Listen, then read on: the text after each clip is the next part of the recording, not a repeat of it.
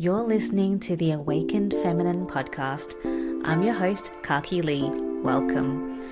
Each week, I'll be chatting with thought leaders from around the world as they share the love and wisdom they've picked up along the way in this journey called life. Whether it be their stories, lessons, tips, or expertise in the field, you'll be sure to get your weekly dose of inspiration and tools on how to lead a soul-aligned life. Let's go. Hello and welcome to the first live episode of the Awakened Feminine podcast. I'm your host, 𝐄𝐦𝐢𝐥𝐲. It's been a while since we've done a podcast and it's the first time we're doing it live. And I'm just so excited and I'm actually super nervous as well. So for this first episode, I have the beautiful Emily Ghosh with me. I'll bring her on in a second, but I just wanted to quickly do a bit of housekeeping before we get started.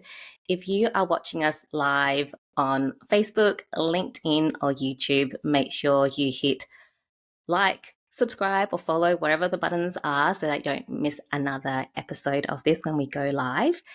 And if you are wanting to join us to ask us questions live in the studio, then there is a link on all the platforms to Riverside FM studio.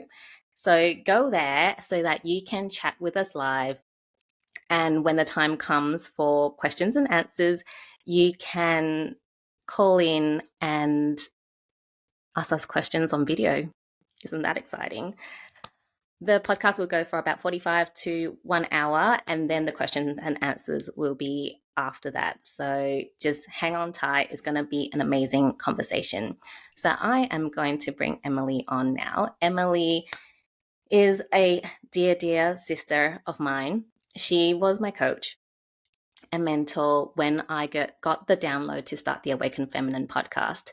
And she helped me set it up. She taught me how to launch a podcast. And so it just made so perfect sense to bring her back on as my first guest. She was my first guest when I first started my podcast, and she's my first guest now that I'm doing this live version of my podcast. She is an absolutely amazing soul. She's also a co-author in my book, The Awakened Feminine, which we published in 2023. And she is just an amazing human being. I'm going to bring her on. And, actually, I don't know where she is. Okay, let's find Emily. Didn't expect this to happen, so we will just wait for Emily to come back in. But Emily is an intuitive guide, sound alchemist, facilitator of sacred ceremonies, and multidimensional business mentor. She was my mentor when I first started, and she is really absolutely amazing. Ah, there she is. Yay. Okay. Oh my God. Hello. Hi, Emily. I was going, oh my gosh. This is the first episode, so we're bound to have some of these issues. Hello, Emily. I don't know if you heard me introduce you. No, I couldn't hear anything backstage. It was all a mystery to me. So thank you for the heads up. Yeah. I'm so excited to have you here because as I was telling the audience, you were my first coach when I started the Awakened Feminine podcast, and you were my first guest when we started. And it just made so much sense to have you back on here as my first guest for the live version because you are just so near and dear to my heart and I love you so much. So thank you for saying yes. I'm just really honored and really grateful that you're here. Oh my goodness. Thank you for the invitation. It's such a full circle moment. I love you so much. And it's incredible to just witness your journey and all the creativity and love that you pour into the world. It's so inspiring. Thank you, Emily. So as if you've tuned into my podcast before, then you would know that I'm very intuitive and curious in my interview style. I don't prepare questions. I just ask questions as they come in. So whilst the teaser title is Embodying Your Cosmic Soul Song, we could go a million different places, but of course we will be talking about that.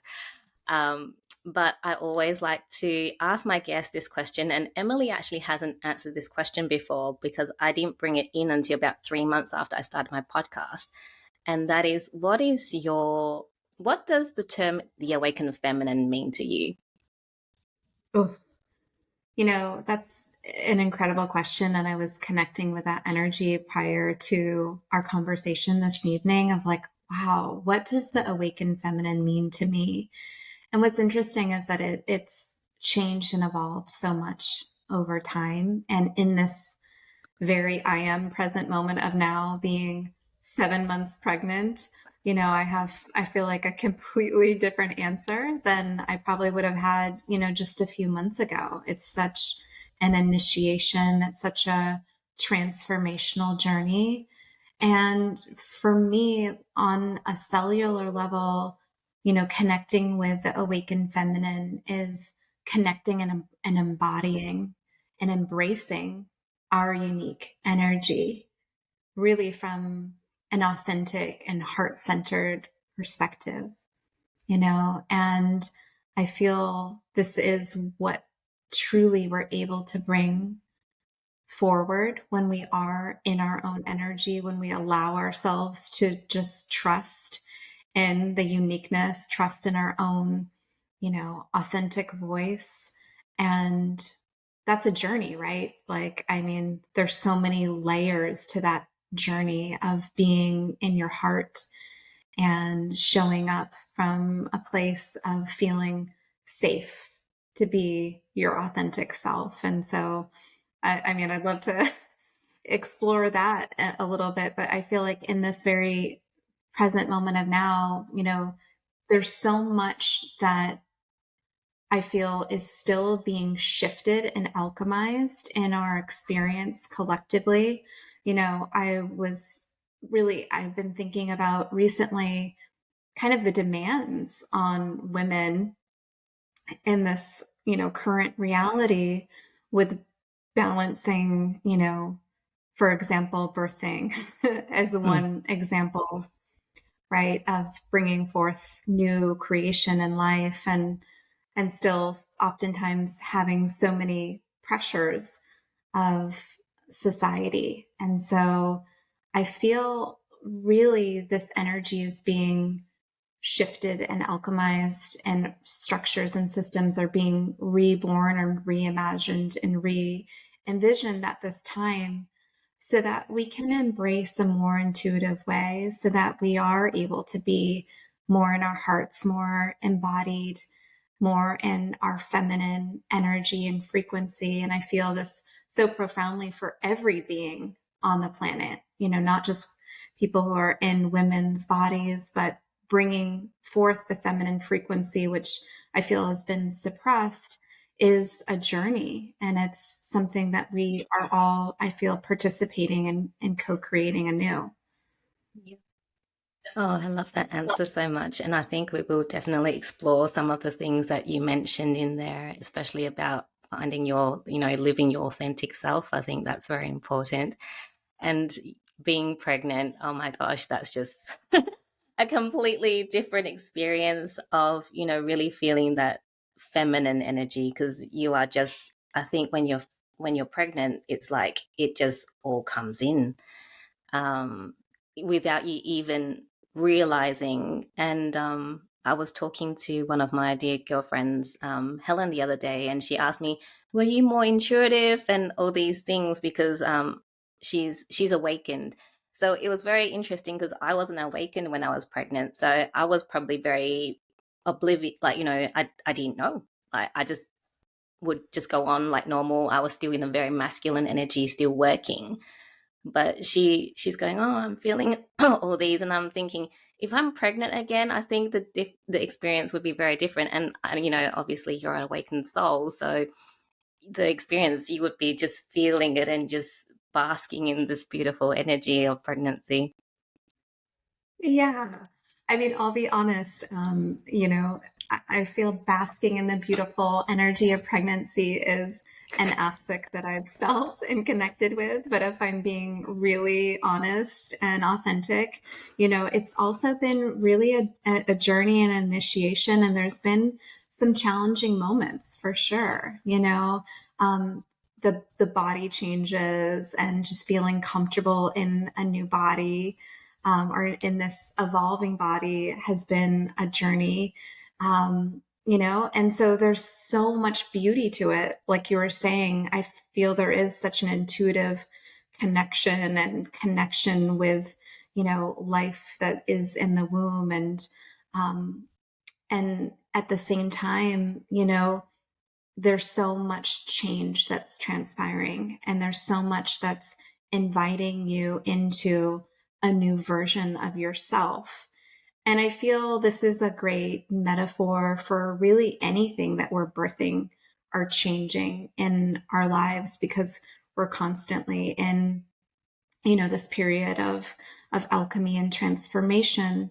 And so regardless of whether or not you're, pregnant in the literal sense of, birthing in a new soul, or you're birthing in a new book or a new identity or a new chapter, it requires a good amount of trust and courage and connecting with that recreation, that creation energy.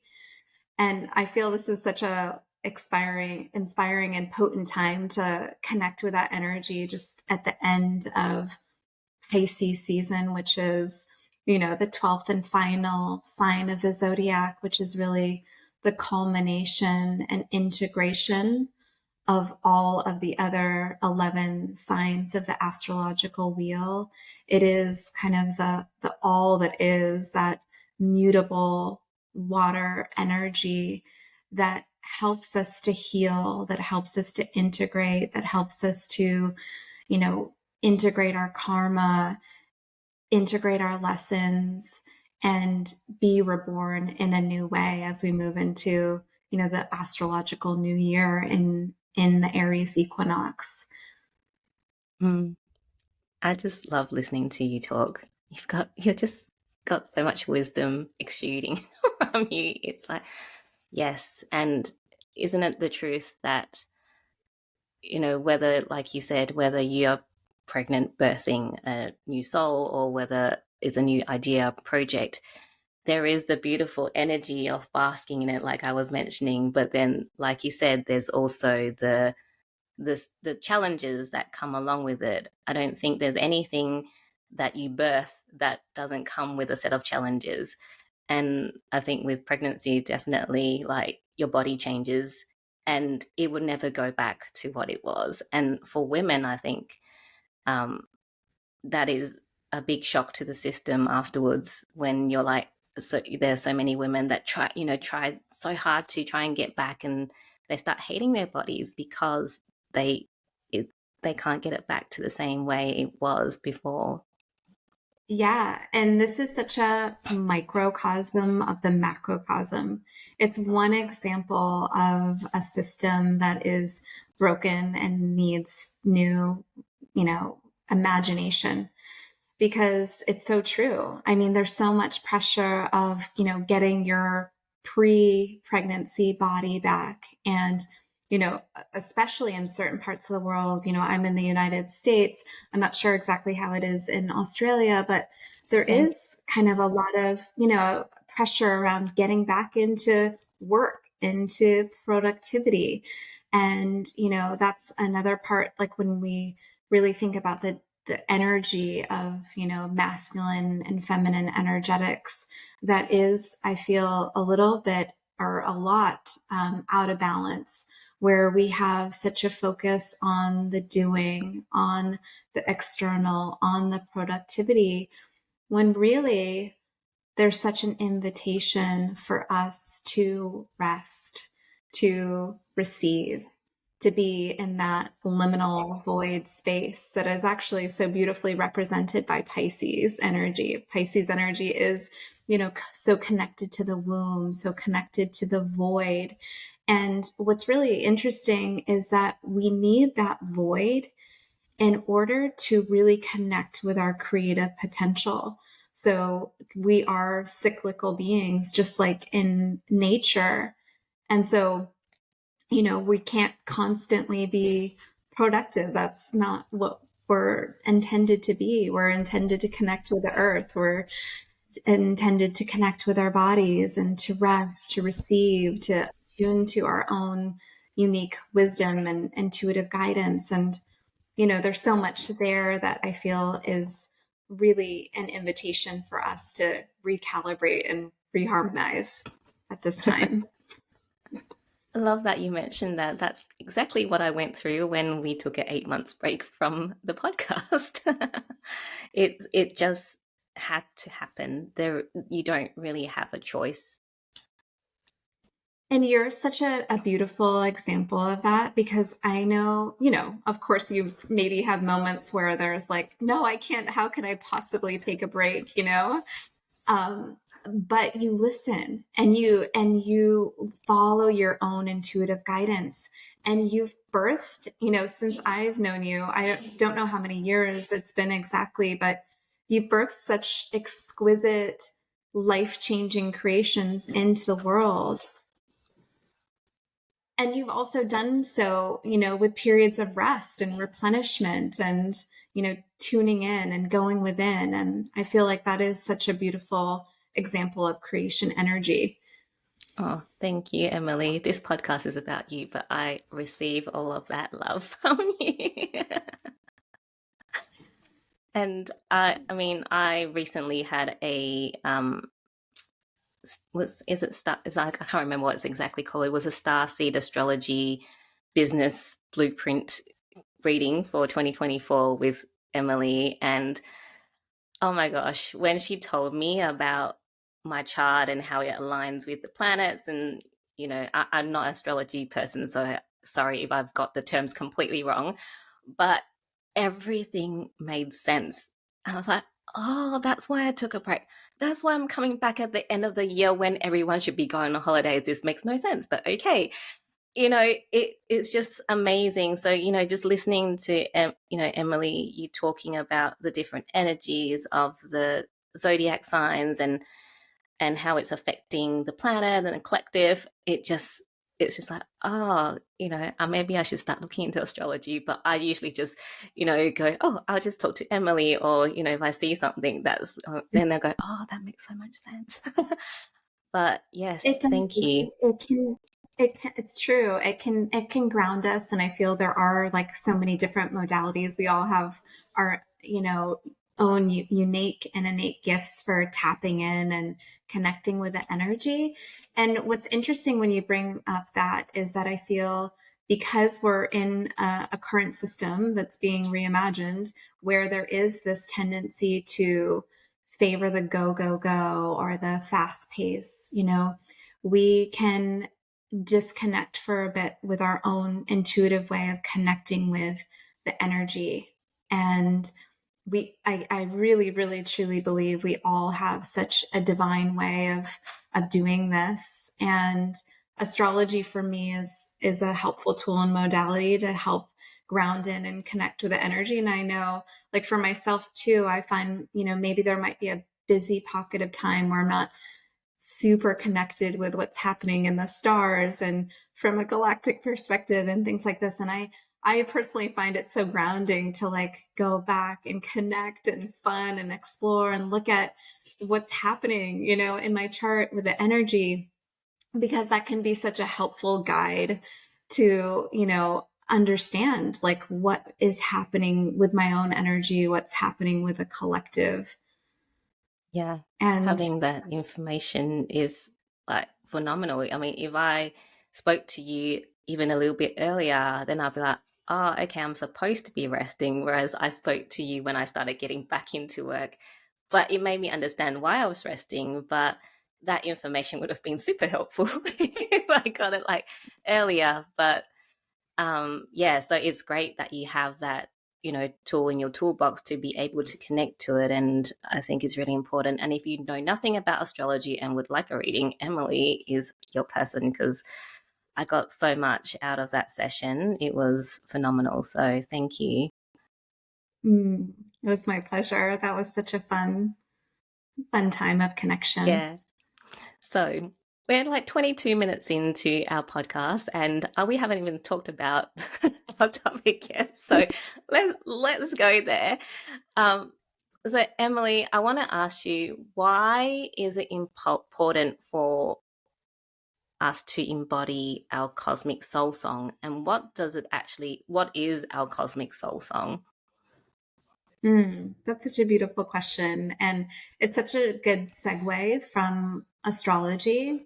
You know, I really truly believe we each have a unique divine blueprint that we come into this earth plane with. And there's many different modalities to be able to connect with one's divine blueprint. And astrology is one of many tools.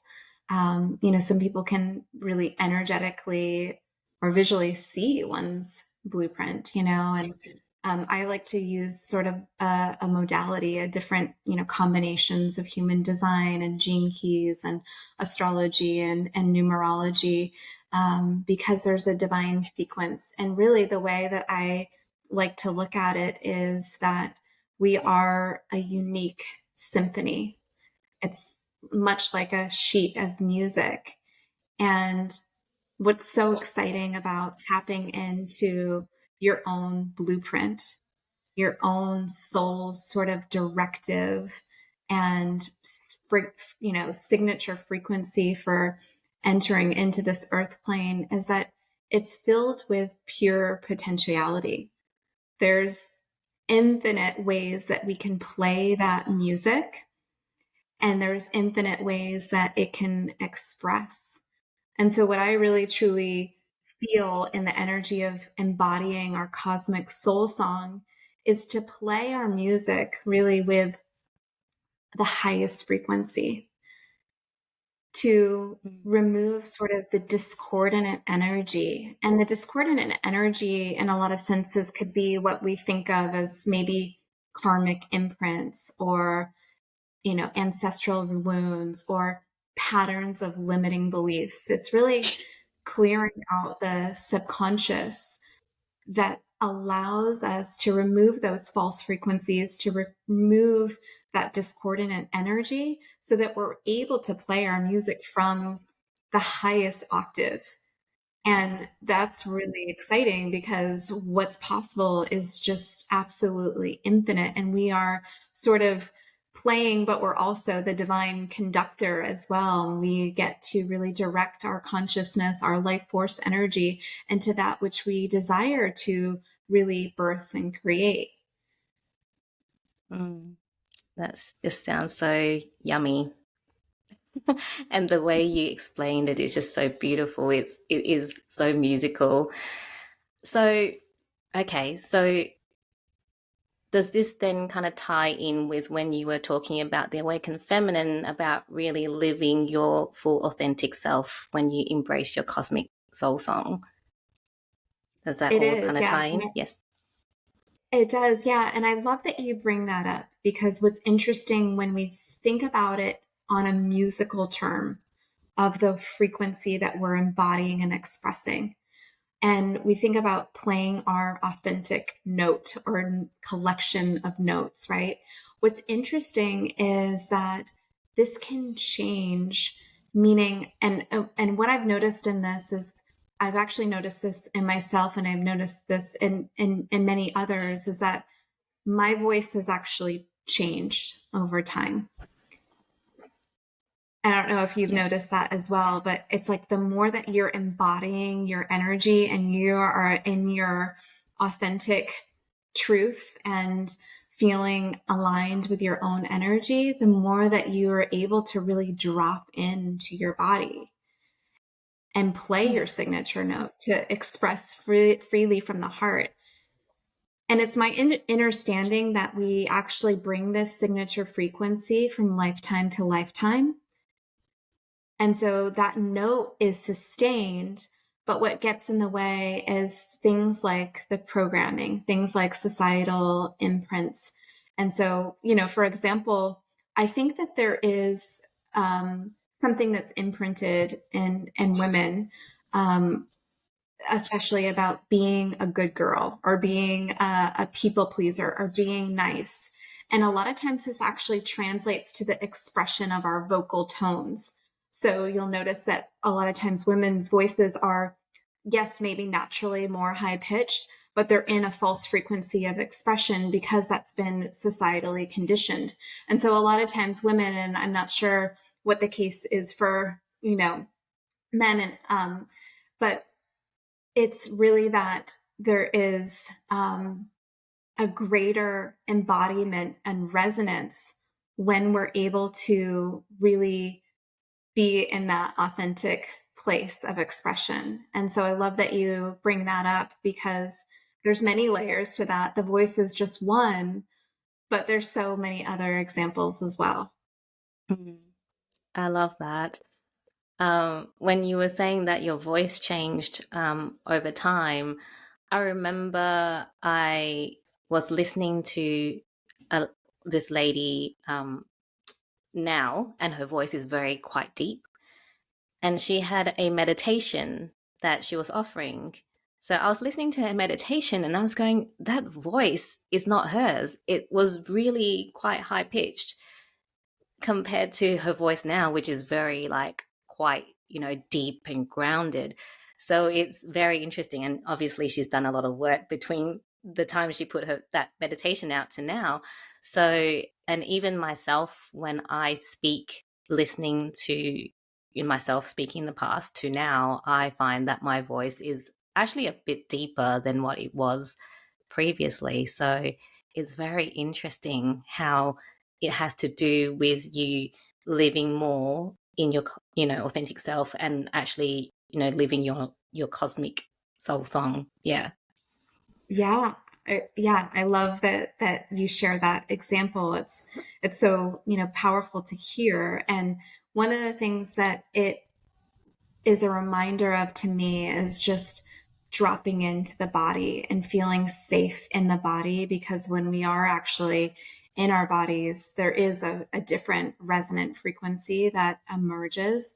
And this, again, it relates to sort of masculine and feminine energetics, right? Because, that masculine energy is going to be more in the mind, right? That mental energy, that, kind of head centered as opposed to heart centered. And so when we feel safe of really dropping into the body and relaxing and slowing down, and I feel this can be done through a variety of different ways, whether it's meditation or whether it's gentle, aligned movement or breath work or sound. There's so many different ways that we get to really choose and play with in order to be more fully in our bodies and really love and appreciate that space. I'll share, there's so much from a personal perspective on this, of my own personal journey of sort of alchemizing and reharmonizing those energies. I mean, I was in corporate America, and at that time, it was so much programming that I had accumulated where I would literally plan out every minute of my day. I was doing something and it had to be productive. And, it just was that constant energy of go, go, go, do, work, work, work. And to begin to shift that and to embrace more of my feminine energy has been such a journey and a gift and a blessing. And it really started with like giving myself permission. I had actually this practice of blocking off time on my calendar, where there was just like this liminal void space, this time to be spacious, to be creative, to be more nurturing to myself and my own energy. And in the beginning, like even 30 minutes, 60 minutes, was so difficult for me, but it was like a muscle, it was a practice. And over time, I was able to create more spaciousness, not only in my day and my external reality, but also in the way that my own energy felt, and the way that I was tending and nurturing my energy. And, there's such a element of receptivity to that, I feel, um, allowing ourselves to receive, allowing Mm. it to feel good in our bodies, to receive pleasure, to be in that place of self-care and self-love and radical acceptance. And that is, I feel, such a journey. And, you know, um, Hmm. Yeah, yeah, it's how has it been? beautiful. Yeah. How has it been for me? It was like you said, I'm always as well someone that's go go go, and since I had my second daughter, it's been this constant journey of learning to stop, learning when to pull back, and allowing myself to play and to rest because, like you, I just planned all the time. And especially the last hibernation, the one where the longest one I've had, it was a good 4 months break plus another 2 months to really start easing in, which was still kind of semi hibernation. The beginning was very hard. I was getting frustrated because, my podcast was going so well, my business was going, everything was just flowing. And then it's like, no, you need to stop. This is going to make you really sick so that you have to stop because you're not listening. Because I had the intuition to stop a few months before I actually paused. So it was very much like, okay, I need to stop. I need to just allow myself to stop. And when I stop, I go all in. I don't go, oh, I'm just going to block off a bit of my day, which I find fascinating for me. Is not going to be the same for everyone. So you might be someone that just blocks off like, a 30, 60-minute block, but you might also be like me where you just go, screw this. I'm just going to have to stop. Um, and I had to work through a lot. And this is this is definitely for a different conversation, but I had a lot of anger and rage come through. And as you were talking about, embodying your cosmic soul song around, the karmic, the ancestral, the patterns, it was the anger and the rage was around all those things. Yes, there were some that were mine from, suppression of myself from ages ago or even now, but there was also a lot of ancestral karmic ones that were coming up for me to look at, which I was refusing to look at because I've had the anger bubble up before my hibernation and I was scared of it, so I pushed it away. But that's like I said, it's a completely different conversation.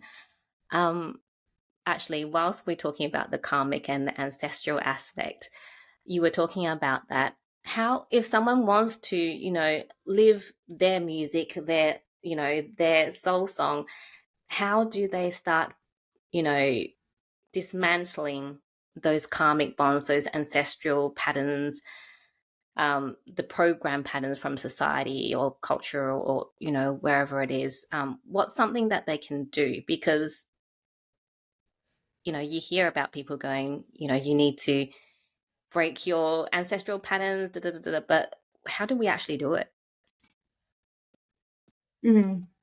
Yeah, such a beautiful question and such a beautiful sharing. I feel that ties in so much to where we're moving as a collective in this age of transparency, where really everything is coming to the surface to be healed and to be cleared.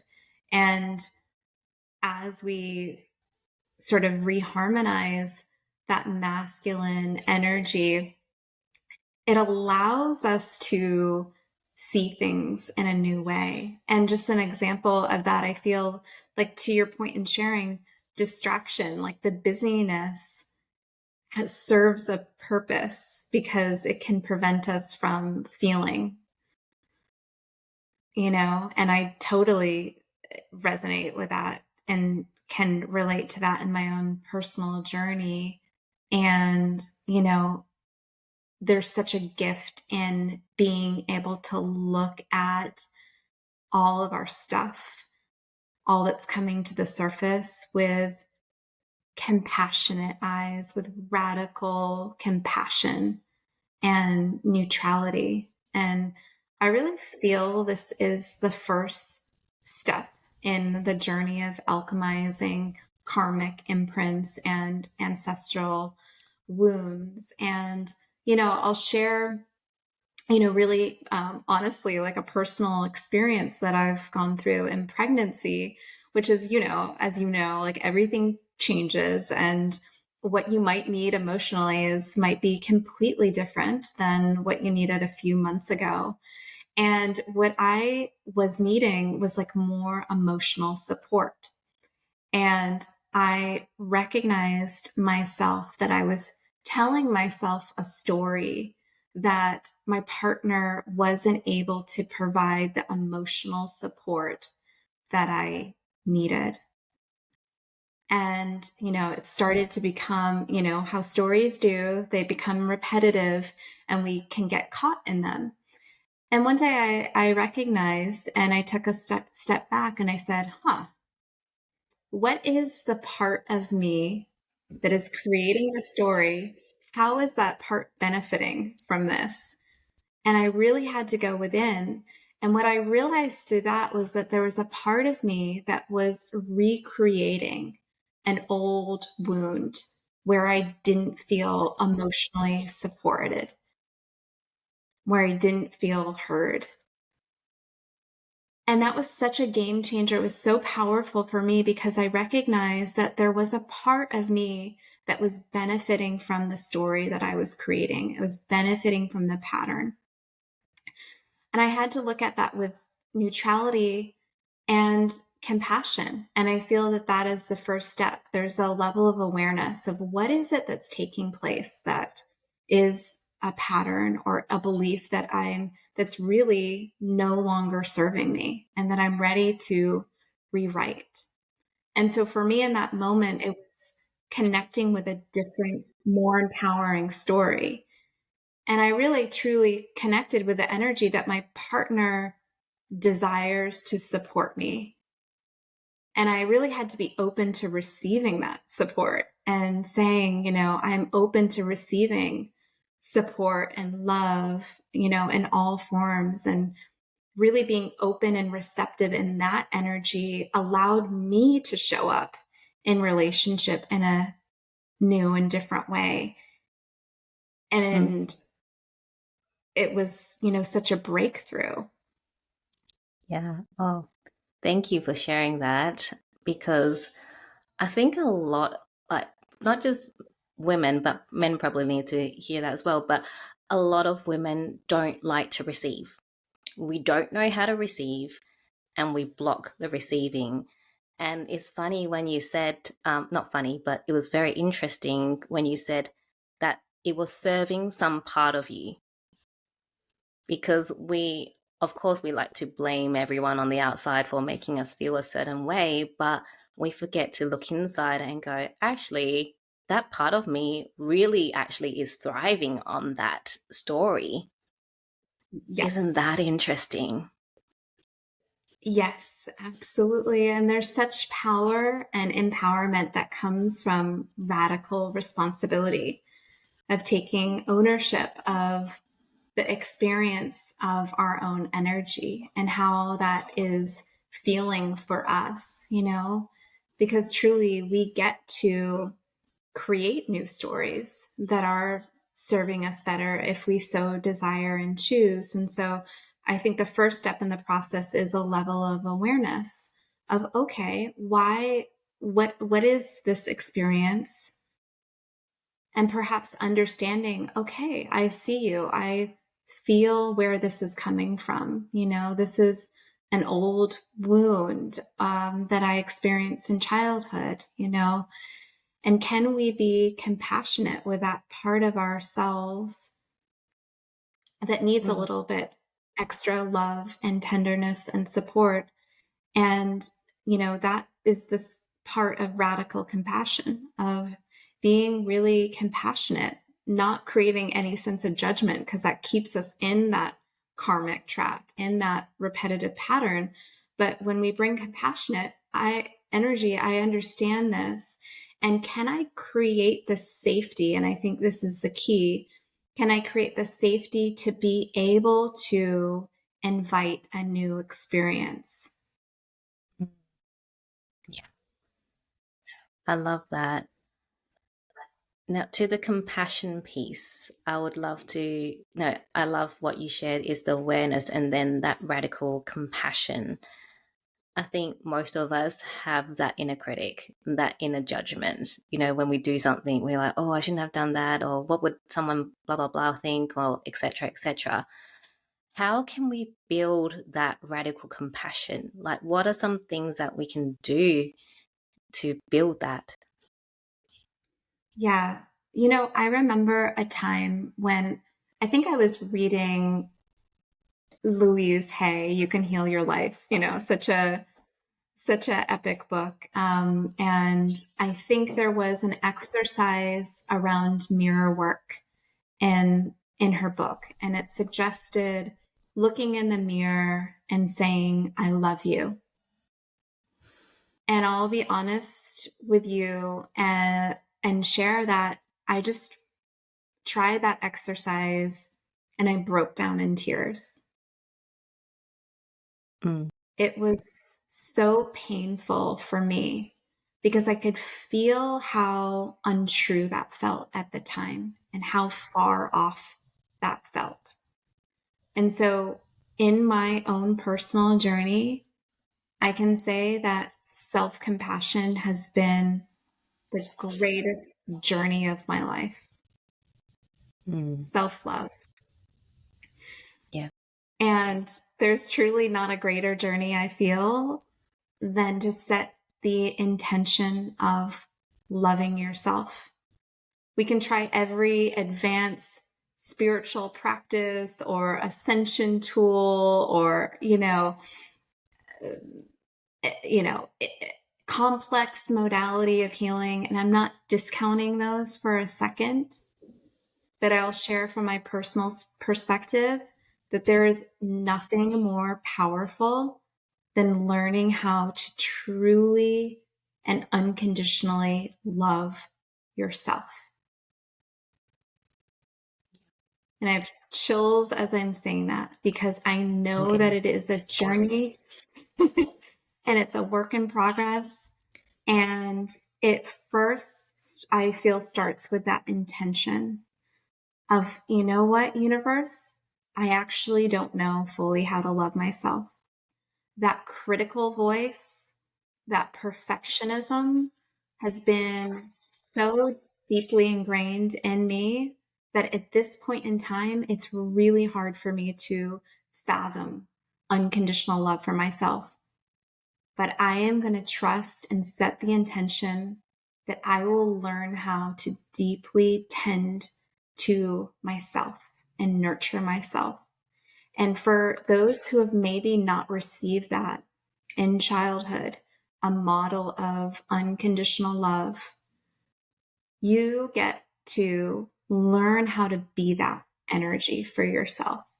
Learn how to be that divine mother and father for yourself.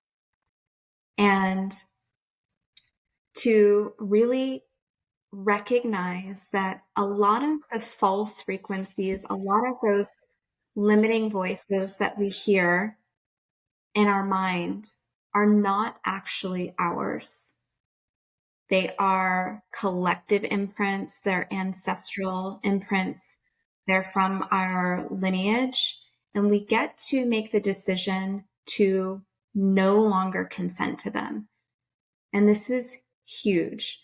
It just even claiming that I no longer consent to that any longer, pull this energy from me, can be such a game changer to shift our energy and recognize that this voice is no longer accepted here. So I will no longer tolerate the self-criticism. And instead, I'm going to infuse that with learning how to celebrate and honor myself. And okay, I don't know how to do that right now, but I'm going to take baby steps in the process of doing so. So I'm going to learn how to look in the mirror, even if there's tears, and I'm going to find the things that I love about myself, and I'm going to learn how to celebrate them. And this is something that becomes like a muscle, because over time we're able to attune to, just like a garden, all of the beautiful things that are beginning to blossom as a result of our ability to water those seeds and learn how to love ourselves. That is so beautiful and so wise. Thank you so much for sharing that. When you were talking at the beginning about, that the biggest part of your journey and the most important part, the foundation really is radical self-love. I was starting to get teary because, as you know as well, that is also my biggest journey. And like you said, unless you have that strong foundation of loving yourself, all the work that you do is not going to anchor in, because it's just stuff that you're doing. Yeah. Yes. Yeah. And, the beautiful thing about this is that everything is a reflection of our internal reality. So we might be focused on some, grand, Yeah. process, but really, truly, when we bring it down to the very simple foundational level, it is that when we learn how to love ourselves deeply, that's reflected in all the different ways in our external environment. Because I'll share from my own experience that when I didn't love myself, I magnetized and attracted relationships that 1000% reflected that energy of, manipulation, of lack of boundaries, of lack of respect, and so we can see, okay, I need a little bit of work. There's not judgment, right? But I'm just not fully there yet. And I'm going to practice some more compassion, and gradually started to see all of my relationships begin to shift. My partnership, that what I was doing with my energy in terms of work, all of that changed as a result of being able to love myself. That's so beautiful. And yeah, I truly believe, like what you said about not consenting anymore to, whatever it is that's not serving you. When I was 16, I had a very profound relationship. My ex-boyfriend cheated on me multiple times with multiple girls. And I remember, when we ended the relationship properly, I was 19. And I remember saying to myself, never again will I put up with that kind of behavior. And it's that not consenting. Like I refuse to put up with that behavior anymore. And then I met my husband, and he is like the divine masculine, right? And it's like, wow, when you don't let those things that don't serve you to play a part in your life anymore, the universe will deliver. But it's you actually being very strong in you actually not consenting. Not, oh, I won't do it anymore. That's not but you will if you're saying it in that kind of way. It needs to be firm, and you really truly believe in every single cell of your being that that is what you are not consenting to anymore. Yes, I love that so much. And like what that really brings up to me is that we are such powerful creator beings. And, even if we've created things that aren't exactly in alignment with our highest self, that we have the opportunity to create anew. And life truly is the greatest teacher and the greatest experiment, so we get to be sort of these, divine researchers of our energy, and recognize that where I'm focusing my consciousness and my conscious currency, really starting to attune to those subtle thoughts. Because I'll tell you that those hang out in the subconscious, and they're very sneaky, and we can get more and more attuned to not letting any of those negative thoughts pass us by without rewriting the script, or without changing the frequency and the energy. And as you become more and more attuned to that, you become a conscious creator, and you're able to create your reality in so many new ways. And it becomes so exciting. I'll love to give people the opportunity to ask questions now if they so wish to. If you're in our live studio, and I know there's a few of you in our live studio, so thank you so much for joining in. If you would like to ask a question in the chat box, or if you are actually on your laptop or computer and you wish to call in, there should be a call in button somewhere on the screen. So please do, if you wish to ask Emily or even me or both of us a question about anything we talked about today on our time together. We'll give it a few minutes. Oh, it looks like there's some questions in the chat. We've had Lorna say hello and celebrating this new chapter of the podcast. What a true joy for you to be together for today's first episode of this new chapter. So thank you, Lorna. And Deanna, hello, hi, Kaki and Emily. Congratulations on your first live episode. So thank you for supporting us and joining us here on this episode. Yeah. Doesn't look like anyone's got any questions, so we will continue with our conversation. And if anyone wants to call in or, ask a question in the meantime, I'll have the chat open. And if you call in, I'll see it pop up on the screen. So anytime now is cool. Emily, I wanted to ask you a bit more about the divine the masculine and feminine energy that you were talking about as well, because we have, we have all operated, not just men, but females have been operating, women have been operating in the masculine energy. So that's where our productivity, go, planning every single minute of the day comes from. And then we've got the feminine energy. But there's also I think there's also been a lot of what I guess wounded masculine energy that have been at play as well. So, moving forward, how do we bring those energies together to really serve us to living our authentic truth? That's an amazing question, and I feel it's so multi-layered, and I feel it touches on really our ancestral history and really what's kind of coming up as a collective at this time. And, perhaps some of more of the catastrophic timelines that we're looking to heal from and to really move forward in a new way.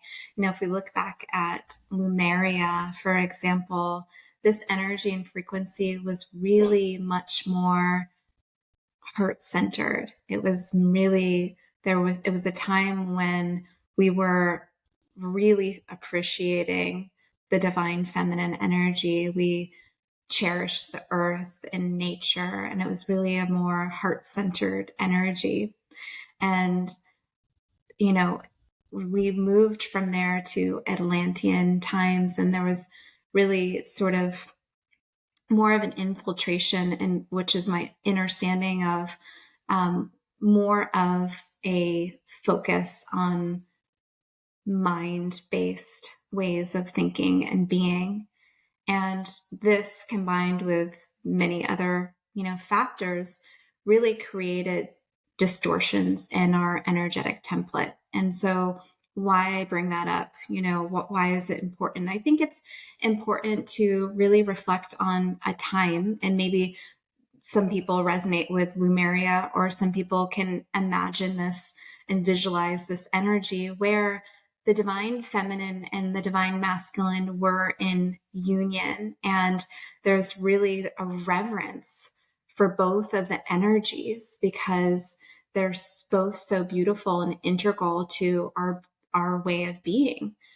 And they're both needed. And so there was a distrust that was created and a shift. And, we all kind of know and have experienced the patriarchy, and, how that's affected all of us and wounded us in different ways. But I think the wounding really speaks to what you're talking about with the wounded masculine or the wounded feminine. And it's important for people to realize that this dates back eons.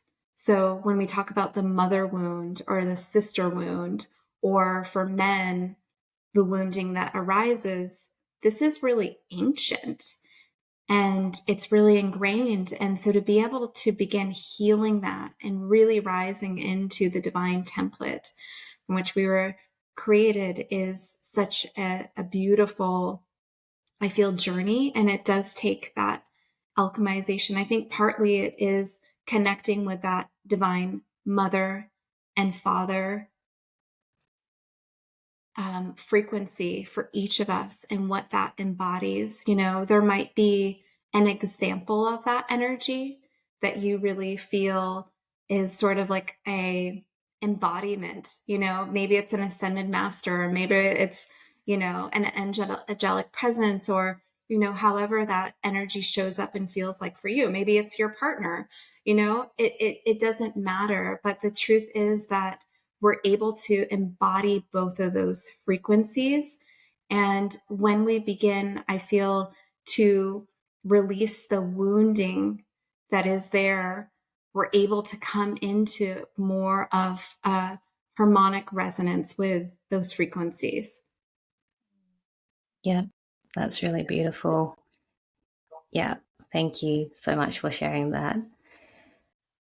Oh, yes. I mean, being able to be aware and tap into that divine template is, yeah, I think it's just where a lot of people are awakening to now. I think when I first started like my proper awakening back when I worked with you, um, a long time. It feels like a long time ago, but it's not. But the now I see like my friend who just really started her spiritual awakening in the last year and a bit is just accelerated, and being able to tap into that and actually recognizing the wounding and not playing with that wounded energy anymore has been such a big part of the acceleration, also of the change in the collective as well. Yeah.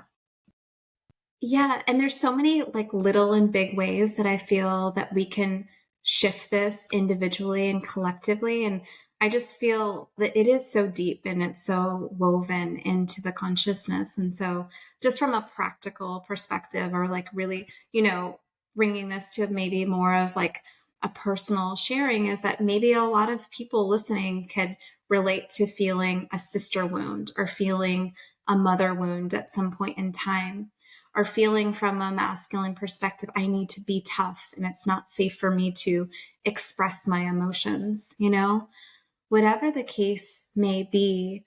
We do again have the invitation to look at this from a compassionate perspective and begin making the shifts in our lives. I know for me personally, with rewriting the story around the mother wound and around the sister wound, was a deep desire in my heart and soul to have harmony in those relationships and to do whatever work was necessary to begin shifting that and healing that and begin to really trust on a deeper level. And, goddess energy and, having soul sisters like you is such one of my most greatest gifts in the entire world, and so I think that really speaks to the ability to trust another human being. And, part of that starts with the ability to trust ourselves deeply. And then perhaps the baby steps of beginning to open up and trust another. I love that. Thank you for sharing that. I think trust is something that's very difficult for many people, including myself. And I love that you brought in that aspect of safety, because everything only works when we start feeling safe in it, because that's the grounding aspect, the anchoring into your body. So yeah, thank you so much for sharing that. And yeah, I'm just looking at the time, and I don't want to take up too much more of your time, even though I can speak to you all day and, you know, pick your brain with all your wisdom. So, Emily, is there anything that you feel in your heart that you really want our listeners to take home with them from our conversation today? Yeah. I feel like what's coming up is patience with the process, being patient with ourselves. It is such a journey. And I feel that this is such an alchemical time that we're moving through. And when we bring it back to really truly embodying your cosmic soul song, you get to decide what that music looks like and feels like for you. And so you get to begin to imagine and envision your life from the highest octave. What does that look and feel like? What is the vibration when you wake up in the morning? How do you want to feel? Who are the people in your life? How do you want the quality of your relationships to feel? How do you want to feel in your body, in your voice, in your energy and frequency? And you get to really connect with this energy. And that's the first place to begin creating a new energetic template, is to really, I feel, connect with it on a deep energetic level, because we know that everything begins to materialize into physical form, but starts on the energetic level first. And so we get to have patience with the process and the journey of creation. We get to be gentle with ourselves, and we get to be curious with what we're creating. And it can lead to such magical and beautiful places. And what I also want to share is that, through the process of alchemy, there's something in the gene keys, if you're familiar with that body of work, where you move from the shadow to the gift to the city, which is the enlightened state, which is, this higher frequency energy. And what's really beautiful is that through this process of alchemy, of alchemization of our shadows, of our victim consciousness, of our wounding, is that our greatest genius and creative gifts emerge, and we're able to embody and hold a new frequency. So we're all going through that alchemy individually and collectively, not to be afraid of any parts of that alchemy, but to embrace the journey, because it leads to our greatest creative potential. Thank you. That's such a beautiful take-home message. Thank you so much, Emily, for spending time with me and being my first guest for this live version of the podcast. I'm very grateful for you, and I love you so much. So thank you. Do you have any gifts for our audience, and also where can people find you should they want to find out more about what you do?